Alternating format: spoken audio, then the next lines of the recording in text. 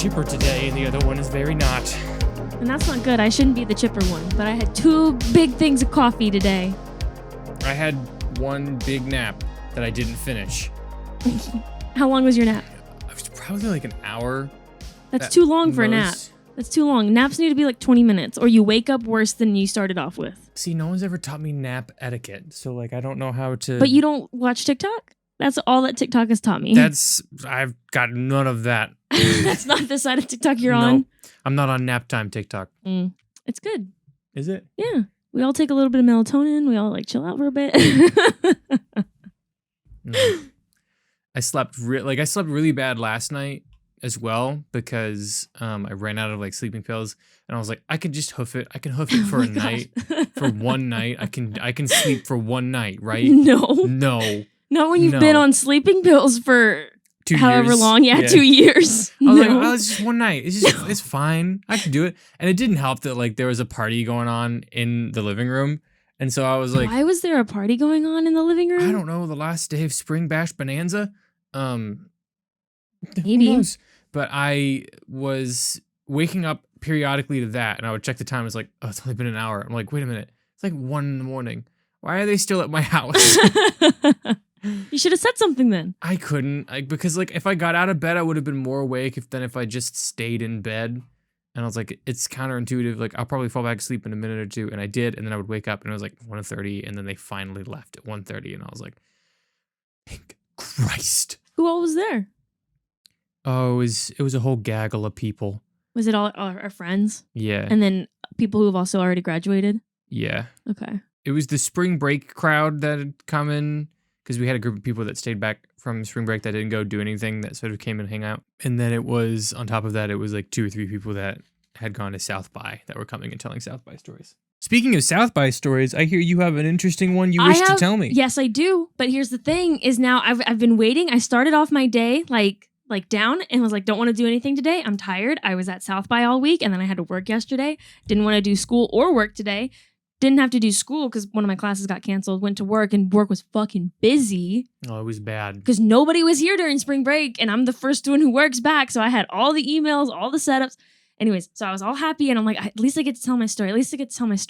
I go get coffee. Sabier's there, and he tells me that he's already heard some South by stories, and I'm like, fuck, if you've already heard South by stories, I'm going to hurt you. No, I hadn't heard anything that you hadn't said I would hear. Okay. Because we had one person that told the same story as a bunch. Yes. And I heard bits and pieces of those stories that you told me. I already told you. Okay. So that's fine. And I won't go to those stories, but those, I mean, that's later. Nobody cares. I want to talk about my last day. No, because it's just, it kind of sounds like bragging. And that's why I don't want to like say it, is because I got to meet like a bunch of like directors and producers and kind of talk to them. Look here, man, I'm not gonna, that's it. That's the whole, I'm gonna talk about the end, because the whole trip was way too easy. And then the last day was fucking shit. It was shit. Austin said, no, you're done. Leave. Please get out. Get out of my city. Get out of the city. You're not welcome. So we got up early. We checked out of our hotel like 10:30. We're ahead of schedule. We get to the theater that we're going to watch our next movie. We watched Apollo 10.5. It's now on Netflix. Please go watch it. It's incredible. You should definitely watch it.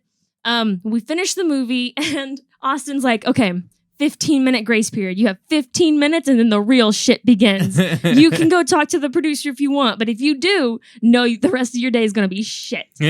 So me and Zoe go and talk to the producer. We get a picture. It's nice, everything. We leave. That was it. We wanted to go get lunch. We wanted to go to this place that had $3 mimosas, and like we've been looking forward to it all week. We get there, and it's like 30 minutes before they close, before they stop the sale. And we're like, okay, we can at least sit down. We can order 1. We can order 2. We can tell them, like, bring us like 5 while you still have the sale on. We get there. We talk to the hostess. Like, no, it's like a 45-minute wait. I'm like, there's no point eating here then. There's no point, because the sale's going to be over when we sit down, and we just wanted $3 mimosas. That's all we wanted. Mm-hmm. So we decide, okay, we already parked. We're paying for parking. Let's walk around downtown and try and find another place to eat. And my other friend is vegan, so we had to try and find like a vegan place to eat. We go to Sweet Green, which is like this salad place like Salada. Mm-hmm. We walk in. Victoria, she's not really like, she's happy to be there, but she like hates like forcing other people to eat vegan food. So she's like, let's look for something else. So we see there's an Italian spot like down the street. So we're like, okay, we'll go eat Italian. We get there. We just missed the cutoff for lunch. The lunch was like half the prices. It was at 3:00. We get there at 3:05, and now everything's double the price. We're like, nope. Are they going to be nice to us? We're like, we don't know, but we're not going to ask. So let's just leave. So we go, we find a burger place that says they have a vegan, like they have a veggie burger. So we're like, awesome, Victoria can eat there. We get fucking lost. We walk into a hotel and it's not in the, it says it's in the hotel on the maps, but it's not. It's outside the hotel, like on the opposite block. Makes no sense. Wow.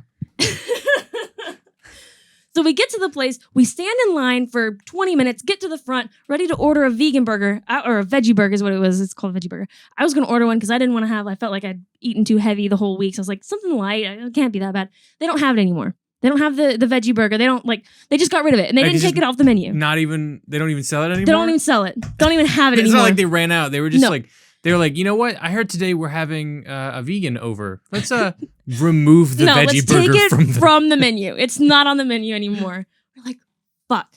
Okay, we go back into the hotel thinking, okay, we're tired. We haven't eaten anything all day. We're going to eat at the hotel. We're going to eat in the little shop they have. No, too fucking expensive. We're like, no. Look, we're all hungry, but we're not about to spend $25 on lunch. Mm-hmm. Zoe's done. She says, can I just go eat at the burger place? Is that okay with you guys? We're like, yeah, that's fine. If you got to go eat, go eat. We go back to Sweet Green because we're like, let's and Victoria still feels bad. She's like, no, there's another place we can go. I'm like, no. Sweet Green. Look, stop. I'm hungry. I'm making a decision. It's Sweet Green. We go back. We get our salads. We sit down. God, Zoe's inhaled her food. It's gone by the time we sit down. We're I'm eating. I get 3 bites in. I'm about to take another bite. So it's so delicious. And there, in the middle of my fork, is a dead moth. You can't make this shit up. It's a dead moth on my fork. And I'm like, well, I spit out everything that's in my mouth. Victoria spits out everything that's in her mouth. And I get a refund. Obviously, I get a fucking refund. I'm like, how can you have a dead bug in your food? This is disgusting. Stood there for 20 minutes again because they didn't know how to give me a fucking refund. They had to call a manager who wasn't even working to be like, how do I give this person a refund?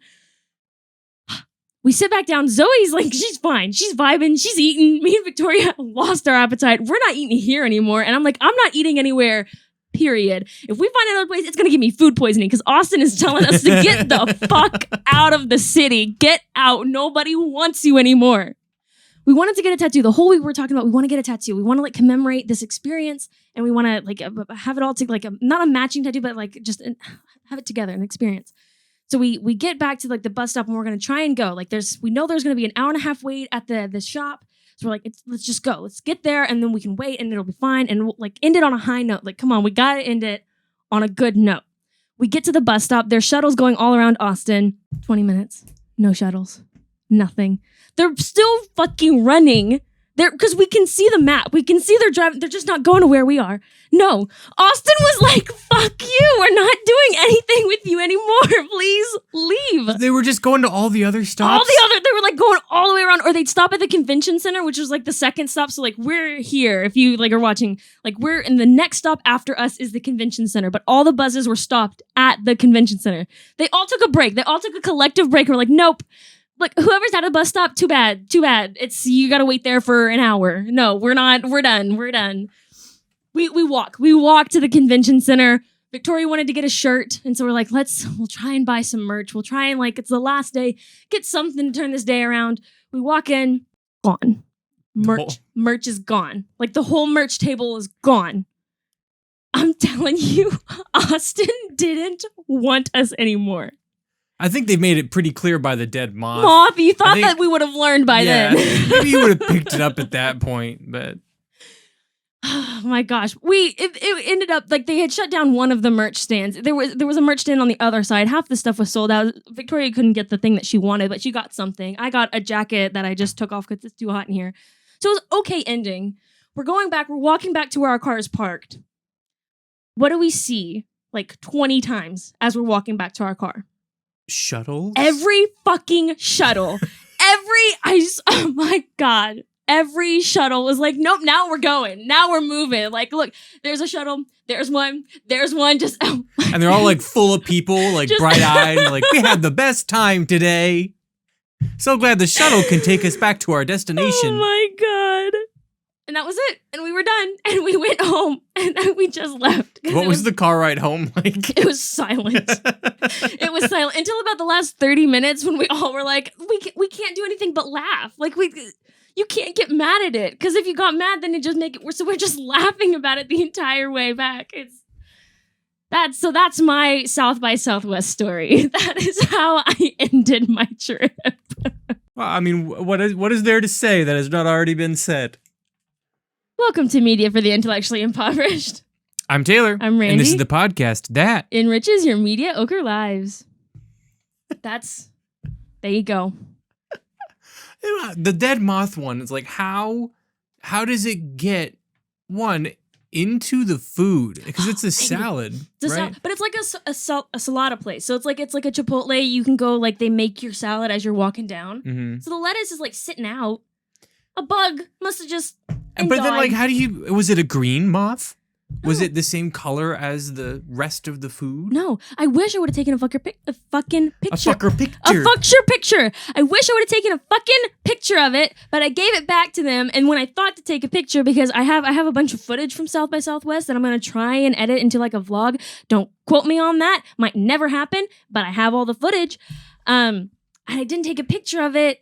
And I wasn't going to ask for it back because I was like, if I try and ask for it back, they're going to be like, no, because you're going to out us as some disgusting. And here I am. It was sweet green.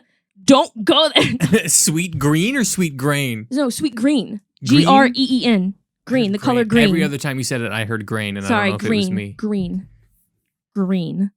Well, don't go to sweet green because they have moths. It was disgusting. Was it like twitching? No, it was like fully dead. Like, it was dead, but I was like, I was about to take another bite, and I was like, because I got so much stuff in it, and there was ranch all over it, and I thought it was like a piece of pepper or something. Like, I saw the antenna, I was like, oh, it's just pepper. And then I saw that it was connected to a bigger lump of something. I was like, what the fuck is that? And then there's a wing. Wait, it was on your fork? It was on my fork. Like, I had lifted it up. Like, it was disgusting. I told the story to my mom, and she did not freak out about the dead moth. And I was like, "What?" That's the most. I mean, for me, that's the most not like. That's the climax. Yeah, that's like the worst thing. That's the worst thing. Was it at least a pretty moth, or was it just too covered in ranch dressing for you to be able to? Dead. What do you want me to say? I don't know. Dead moths can still be pretty. I want you to find a dead moth in your food and tell me if it's pretty. I mean, there's a solid point. You would flip out. I would like flip you out. would die. You would just die on the spot. Yeah, I don't think I'd probably. You'd never eat again. Yeah, I would be it. I would die of starvation the next 4 days later. Thank you for giving me the space to get that off of my chest. What are we talking about today, Taylor? I don't remember. It was dialogue. The dialogue. You were so excited to talk about dialogue. I know. Now I remember, but I've been so out of it today. I had a midterm today that I didn't. Well, I did study for it. So he had posted like a video. It's like, here's the answers to all the questions. And then he was going to pick it was a written one. So he was going to pick like 4 questions out of 15 and like answer those 4 questions. But he gave answers to all of them. So I had to go and watch that. But then, like I said, I didn't sleep. And then I just took apparently a wrong nap because you can do those wrong. You can't. Okay, look. You know how the sleep cycle? You know the sleep cycle? The circle? Yeah. Continue. So I'm aware. You know the sleep cycle? Yeah. So it lasts 3 hours. Gotcha. And so you either have to take a really short nap so you don't fully get into the cycle, or you have to nap for a full 3 hours. Because if you wake up in the middle of REM sleep, rapid eye movement, the deepest part of sleep, you wake up, you're just going to feel awful, which is what you did. That's exactly what I did. Because you took an hour nap, so you were almost right down in the deepest part of sleep before you woke up. It hurt. Yeah. It physically hurt. No, of course it hurt. Your body was at its calmest. Your breathing was the slowest. Your blood pressure. And then it was immediately interrupted, and you're like, Yep. You basically just gave yourself a heart attack. Yeah. Unpleasant. But dialogue. So I wanted to talk about dialogue because we're both writing right now. We're writing our scripts. We're doing our screenplays for our things. And we're writing dialogue. And so I thought it'd be fun if I decided it would be fun if we would come to you guys and see if we can give you some solid tips on how to write dialogue and what good dialogue looks like. I don't got any tips. You have no tips? I mean, here's the thing. This is my first time writing a script. Mm-hmm. And so I'm falling into the pitfalls. How do you write dialogue? How do you make something interesting? These are valid questions. Yeah, and but you can tell bad dialogue when you see it. So how do you?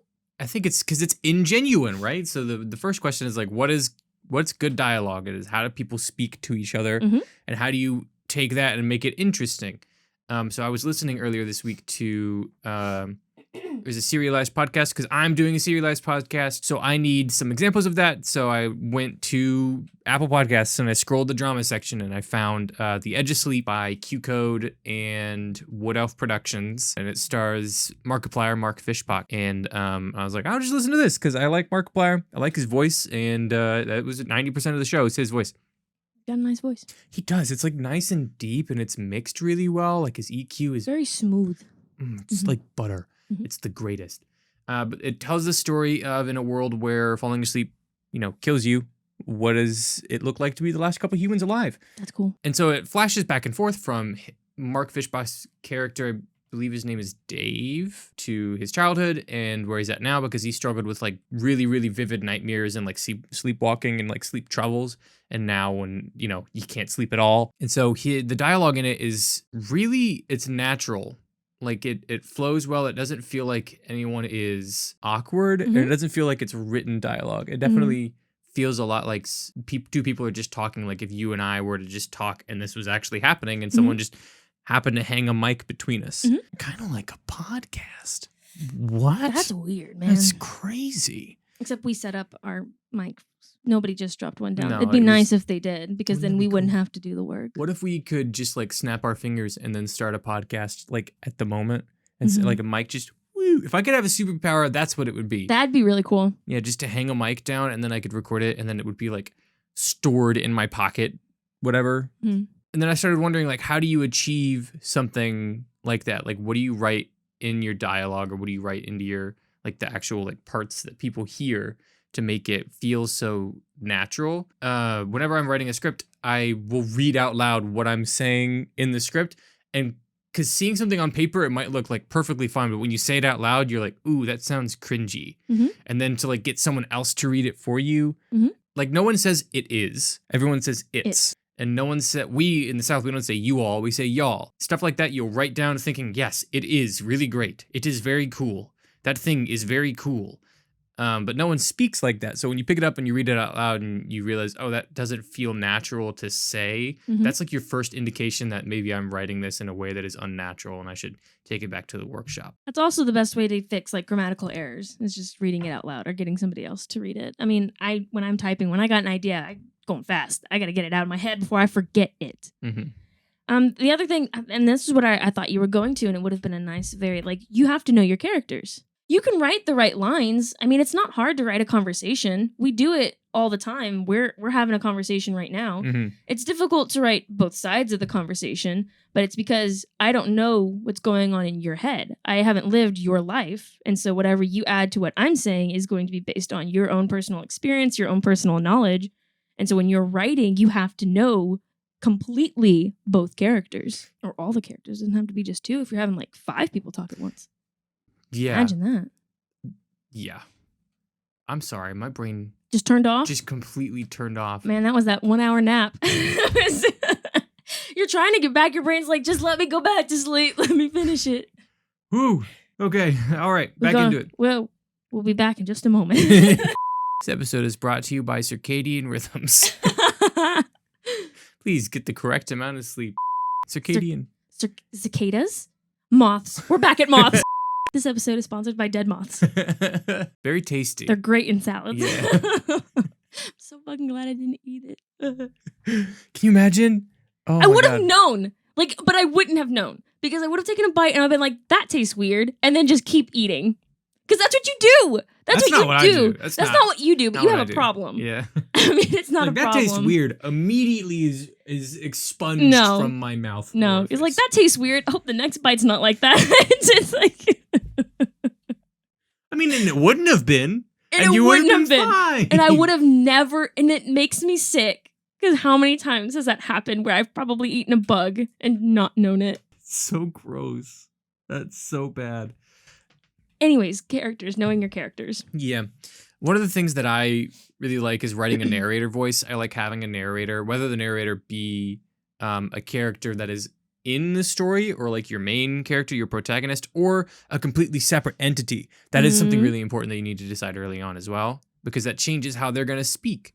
Yeah, but that's also one of the easiest. I feel I'm never written something with a narrator, but I feel like that would be the easiest part to write, because then you only need to know like that one character. It's really easy to know that if you're observing it, then you can have the narrator say all of the exposition, or if they are one of the, you have all of the internal conflict going on that they can speak. So that's a very. But how do you make that interesting? And one thing that I noticed is when I have problems finding interesting things to write, I turn to like classic philosophy. Right? It sounds weird. You're weird. You're weird. You're weird. But I found it super freaking helpful because like ancient thinkers and the thought processes that they have are in it of them, at least to me, because I love that style of thinking of like what connects to what, like is there a God, like what is God, that, and the processes of starting from the question to getting to a quote answer. Thank you. I'm giving you so many bits to use for the TikTok. Thanks, man. So many. If this one doesn't have 10, I don't know what you're doing.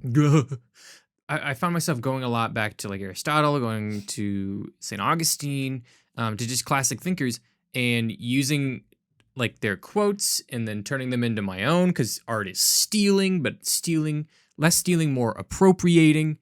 I don't like that word either. You don't? I don't know. That sounds wrong. Borrowing with intent to keep. Stealing. That is indeed what we call stealing. But I find that because their thought processes, they've already had the thoughts, and you can take those and use them in your own stories and find a way to incorporate them. But also just looking at the way that they thought and like the processes behind the thought that they've written, and understanding how that works can exponentially help you like write interesting dialogue. And because if you know how to think, then you can teach you can write your characters that are good thinkers. And those good thinkers will produce interesting things to talk about. But they don't always have to have interesting things to talk about. I mean, here's something that I discovered while I was at South by Southwest, and something that I'm going to try and incorporate. I had a really hard time. I think I talked about this in the last, when we were talking about passions, and me working on my script right now. I had the beginning and I had the end, and I couldn't figure out how to get from the beginning to the end.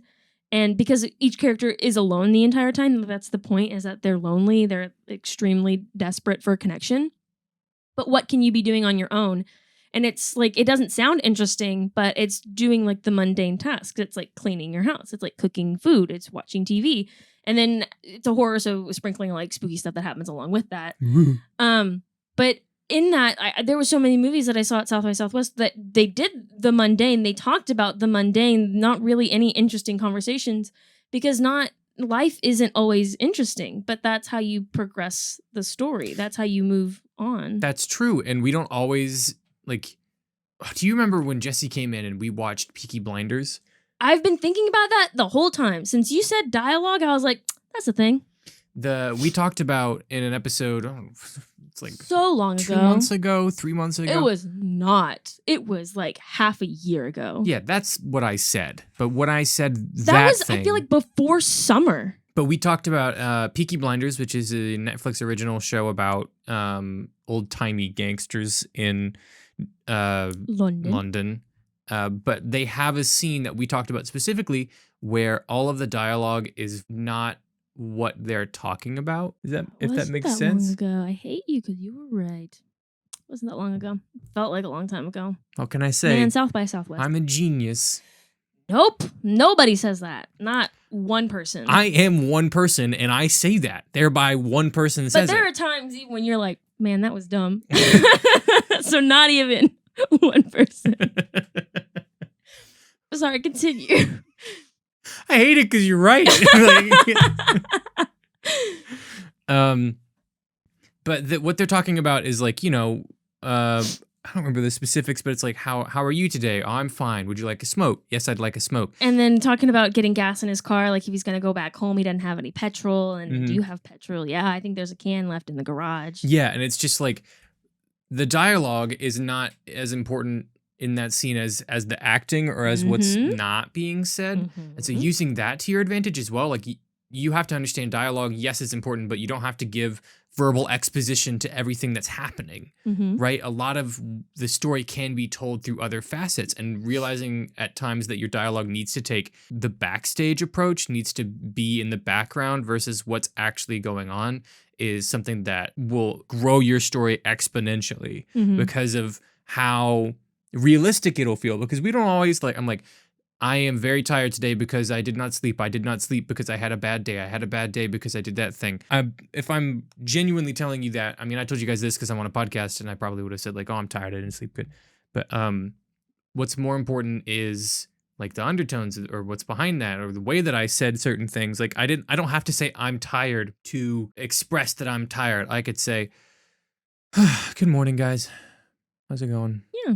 Right? Like, just because I'm saying, the way that I say things is just as important as the things that I'm saying. And the way you carry yourself, the way that you look tired. I'm very tired. Man, for everybody not watching, you're missing out on peak Tayler here. Like, he's at his prime. This is the hottest I've been in months. This is the greatest. There were so many, and I can't remember the specific now, but there was one movie, and I remember thinking, and it brought me back, knowing that we were going to talk about dialogue today, brought me back to that scene in Peaky Blinders where literally the characters on screen weren't talking about anything. I think they were talking about food. They're like, how's your food? Oh, it's good. It's kind of cold. There's like, but the tension between the two, because it was a male and female. Anytime you have a male and a female in a scene together, we've talked about it, they're automatically romantic partners or like seen romantically unless they've already been established as family members. And so there's this like, you could see the tension, and they both like are just like trying not to admit that they have feelings for the other one, and so that happens through mundane like conversation, and that's how that would go in real life. Like when you're sitting next to your crush, you kind of get awkward. You don't really know what to talk about. You talk about the weather. That's the most boring thing to talk about. Absolutely, but that's all that's not said. Yeah, it's the way they're fidgeting. It's the way they're playing with their food. It's the way that they're kind of like shaking or hyperventilating, or like it's all in physicality. And it's weird to say that dialogue is not always about the dialogue. Yeah. But it is, because it's story in itself. None of these things that we ever talk about are completely isolated from one another, especially in film. Like if we're talking about film specifically, the dialogue will always influence the story, but in the same way, like every other part of the story is going to have an influence on the story. And it's all those influences coming together that create the vibe or the tone or that create the story that you're telling. I'm just thinking now of the exact opposite in what I'm writing, where because the characters are alone the entire time, when they do get the chance to talk, and they each have one moment where they're either on the phone or they're talking to like a friend or like a parent. And in that, I have to try and give as much exposition as possible without either of them just monologuing. And right now I'm writing a story which is nothing but interactions with characters, and that's what makes it so strange. And because it's an audio only format, like my main source you really have to think about what, and you've told me your ideas, and you need more auditorial bits than visual bits. You got a lot of visual bits. I do have a lot of visual bits, but I've noticed that like visual bits aren't necessarily bad. No, they're not. When I was listening to The Edge of Sleep, there was plenty of visual parts to it. There's an entire section, like multiple sections that are like nightmare, crazy in the brain sections, but because of the sound design and because of the dialogue that surrounds the sound design, it works because your brain is creating these images instead of you visually seeing it. And in some ways that's scarier than if you actually had seen it. But because I'm writing purely interaction-based stuff, I have to find ways to lead on to certain... Everything you're writing is what someone's saying. Yeah. Oh man, that sucks. Saying or thinking. No, but yeah, all of it is dialogue. All of what, and we're the complete opposite. Everything I'm writing is action-based, is completely where they're moving, how they're moving, what they see, what they hear, but never saying... We're different people. Yeah, we're literally writing the exact opposite story. That's so crazy. Yeah.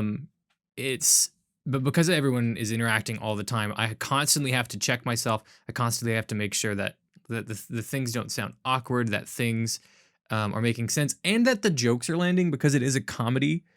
Granted, it's an absurd comedy, so it's not necessarily landing in the same way of like making a joke as much as what the hell just happened. Mhm. But making sure that all my characters sound unique and all my characters have like specific ways that they talk too. And that's something that a lot of people don't think about. Like everyone talks differently. You talk way differently than I talk. Mhm. And we talk way differently than an 80-year-old's going to talk. And when I'm writing, I write in the voice that I speak in, which is not the voice that someone that is 80 years old is going to speak in. So to write dialogue, you have to listen to people really, really well to understand how they speak and how different generations are going to speak to each other, then how different regions will That's speak to each so other. difficult. Yeah. Well, and we've talked about it before. I try and bring this fact up every time that I can because I think it's so interesting. We are the only people that say feeder. The side of the road, the side of the freeway is the feeder. We are the only people that say And that. why the hell is that? Like I have no it's idea. such what do other people call it? They just call it the They call it expressway or something. They call it, I forget what. Yeah, it's just whatever the road name is. But that's so dumb because it feeds you into the highway. and It's freeway. the feeder. Mhm.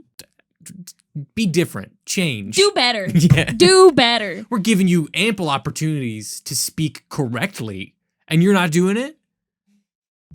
But see, and that's why it's so difficult. Man, you just it's the character. You have to listen to other people speak, but you have to know the region from which they're coming and how. I mean, and even different moods. Even like I'm talking differently than I have in past episodes because I'm high on freaking 2 cups of coffee.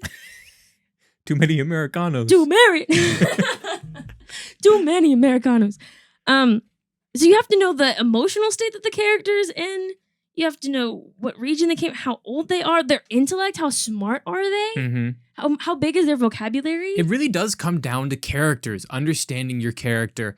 And if you truly understand your character, then you should know how they would speak. And if you can't come up with a way that they would speak, look in the world around you. Look for people. There's plenty of YouTube videos all over the internet. There's videos of interviews. There's news things. Like you can watch people, like those are just regular people that are being interviewed for the news. Sure, it's probably edited to push an agenda, but like it's people. Look at the way that they speak. Try to find one that interests you and then try to find a way to incorporate it into your character, or find someone that specifically is like your character. Like if you know you're writing an 80-year-old man from Canada, look up, see if you can find any 80-year-old Canadians, see what they talk like, because they're going to talk way different than you do. And it's important that you understand why that's important.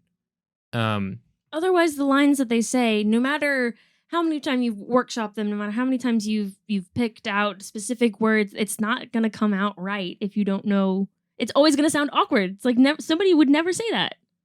Mm-hmm. It's like you were talking about with the "it is." Nobody ever says that. Yeah, Some people do. Really smart people probably do. What, Albert Einstein?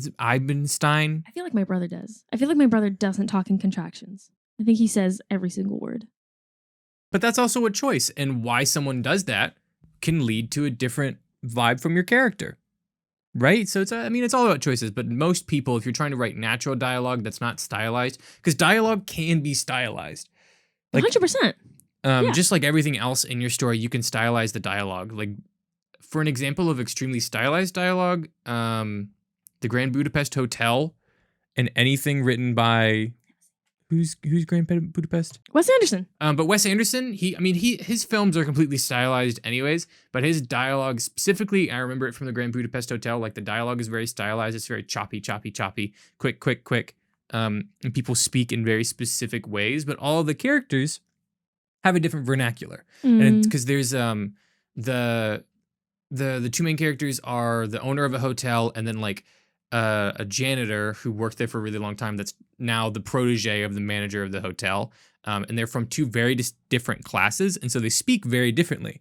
The way that they speak tells you something about the characters. Like the manager of the hotel is very well educated. He understands people. He's a people person, and so he is super, but he's also super manipulative. And that's part of his character. And the way that he speaks leads you to makes that just as believable. That's the other thing, that dialogue, as you can incorporate like mundane conversation. You can also have just a bunch of like exposition if need be. If you can't find another way visually to give some sort of exposition If you're doing to why. it visually. Yeah, if you're listen here. I'm just saying. You're the only person. That's not true. There's at least like 6 of us. At least. Listen here, I speak in movies. So I speak only in movie references. Or TV shows. Mostly TV shows. But if you can't explain it visually, then there's just, I mean, I can't imagine so much, but it's okay because you have a narrator. And that's how you can bypass a lot of it. It's because you have a narrator who can get away with saying the obvious. But even then, like, I don't like the narrator who's like, it was 5:45 in the afternoon. That's kind of funny though. But if it's meant to be that way, because I want what the narrator is the internal dialogue of the main character, and so it's still him speaking, but he's just speaking to himself, and so the way that I narrate is through questions. He asks himself questions a lot, and like because his whole shtick is that he's the only person that's questioning why everything is weird that's going on around him, and so he's like, why is there water? Why is there a huge puddle of water on the floor in the middle of the building, but there's no water anywhere else or a leaky pipe? I mean, it comes down to knowing your character, but also, I mean, the dialogue's really important, and that was something that everybody, I feel like South by Southwest, every director was just repeating the same thing. It's like, good man, thanks. Yes. Not helpful. I mean, but what do you expect? I mean, what do you expect them to say? Because if I was asked that question, I'd probably be like the same thing, spout off what I had learned in film school. And because you can't really know until you actually do it. And so how do you that's what I hate it. I hate it so much. That's what everybody fucking says. And I get it. Okay. I get that you're just supposed to do it and you're just supposed to learn and you're just supposed to fail. I just don't want to But fail. I don't want to. Okay. I want all of the information now and I want to be good at it. But it comes down to your actors as well, because if you have a good foundation, if you have a good script, which comes along with good dialogue, but it doesn't have to be perfect, because a lot of it is going to come down to your actors as well, and how they read the lines, and how they put their own personality, how they interpret the character. And that's why it takes a really long time casting and finding the right person who understands the character, but they're going to bring their own little spin to it. And if you have a good actor, it makes the dialogue even better. That's true, because an actor can interpret what's not said in the dialogue, what you're thinking. I was gonna piggyback off of that. I had another story, and then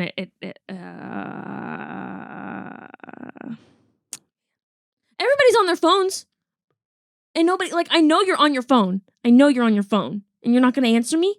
You're not gonna answer me. Okay, I'm done. You're not gonna answer me? Me? But I like when I start talking or texting, it's like, it's serious. Because it takes it's an anxiety, man, to reach out to people. Yeah, to try and talk to people. So if I text you, it's serious and I want a response in like 2 minutes. Yeah, and do you know who I am? I'm Randy. I almost ate a moth. That's sweet green. Yeah, I did that. That was me. And you're not going to pick up the phone and talk to me? Come on. I can already hear it.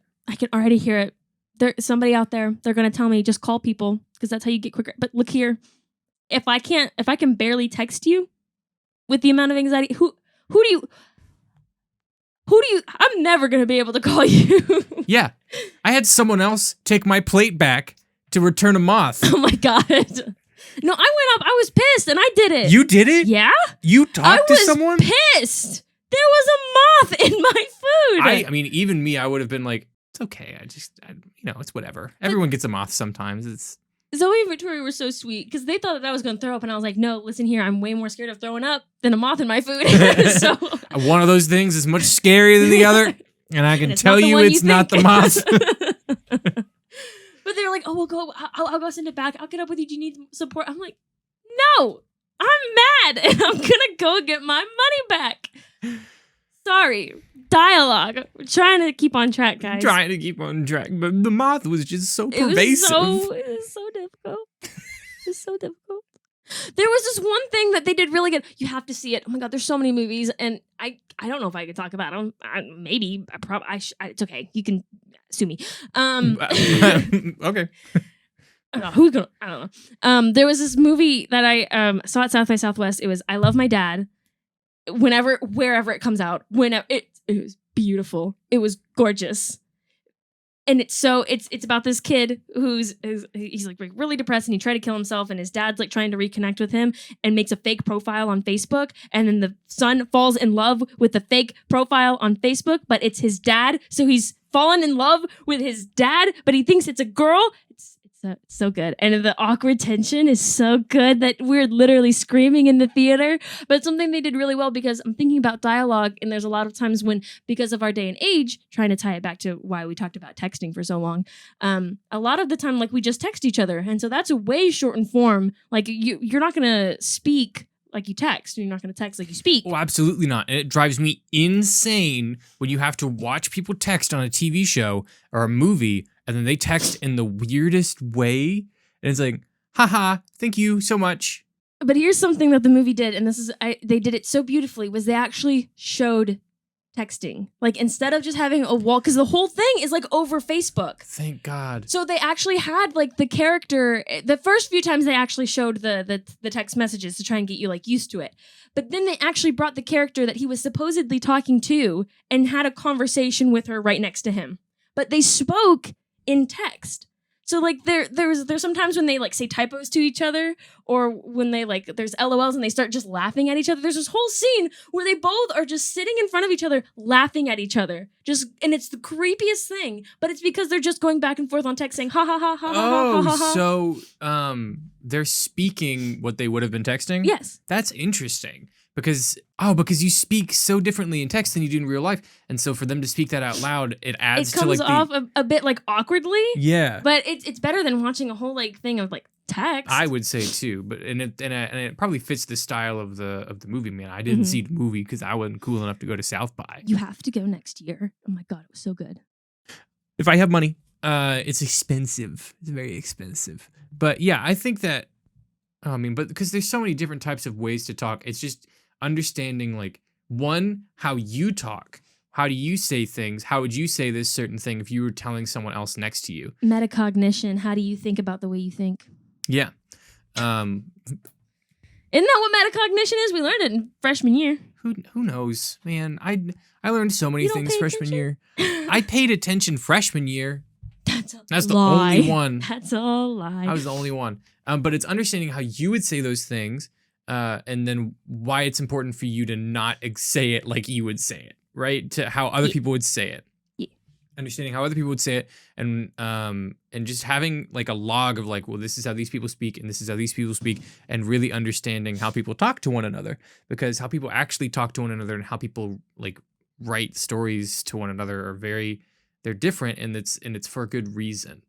So knowing those things and knowing how you speak and then knowing how people around you speak and picking up on the nuances of that are really going to help you when it comes to writing your dialogue. And on that note, let's move to some recommendations.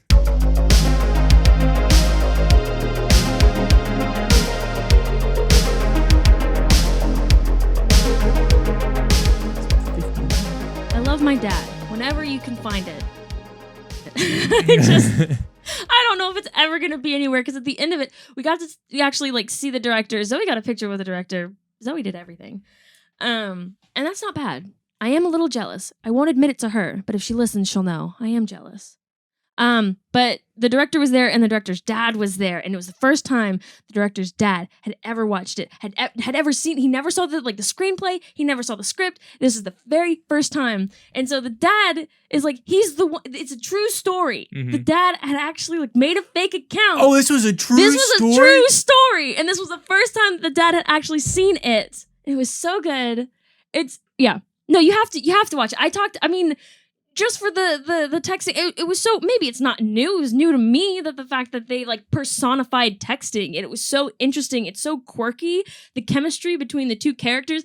He's talking to his dad, but it's like it's personified as a girl because he thinks he's talking to a girl, and it's so weird how much chemistry that they have, and then you realize, wait a minute, that's his dad. This is weird. It's so good. It's so good. You'll scream when you watch it because it's so good. It's like, it's so embarrassing. It's so good. I don't know what I want to give for a recommendation yet. So wherever you can find it. That's what I was saying. The director, at the end, he was talking about distribution, and they were still trying to figure out how to like put it somewhere. I hope they figure it out. I hope they put it in theaters. I hope, well, maybe not. I know that's too expensive. I don't know how that works. Yeah, put it theaters, somewhere. Put it on Netflix. I have one, and then I have another one that's probably gonna sound weird. But there is a mini series, or I don't know exactly what it's labeled as, but it's called Mighty Magiswords. It's a little animation that was on Cartoon Network.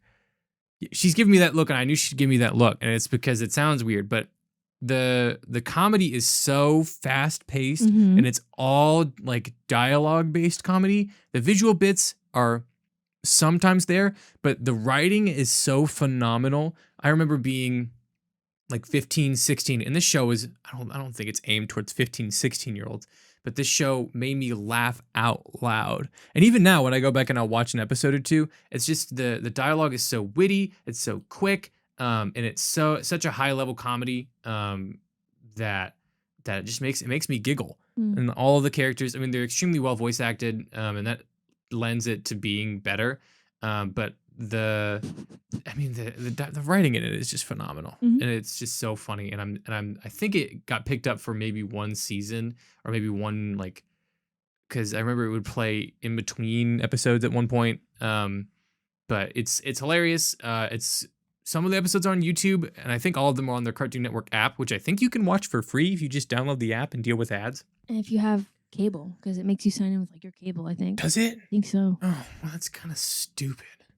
But all those apps do. Like, you can also download like the Disney app, or like before there was Disney Plus, you could download like Disney Watch or something. And there's also the Nickelodeon. Like, I had all of them, but you had to sign in with your cable provider. Gross. But try and see if you can find it anywhere. The writing in it is phenomenal, and it's really, really funny.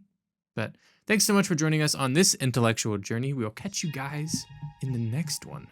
Bye. I'll be awake next time. Nope. There won't be any moths, though. No. God forbid there's a moth. Because Randalone is going to lose.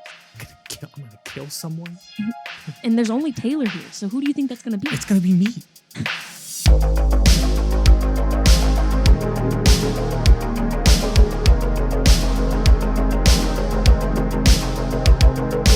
Media for the Intellectually Impoverished is hosted by Trey Taylor Smith and Miranda Randy Zapes. Produced by Cam Ritchie and edited by Kat Trapella. You can find us on Instagram and Twitter at MFTII Podcast. Subscribe to our YouTube at Media for the Intellectually Impoverished, or email us at mftiipodcast@gmail.com. Thanks for listening.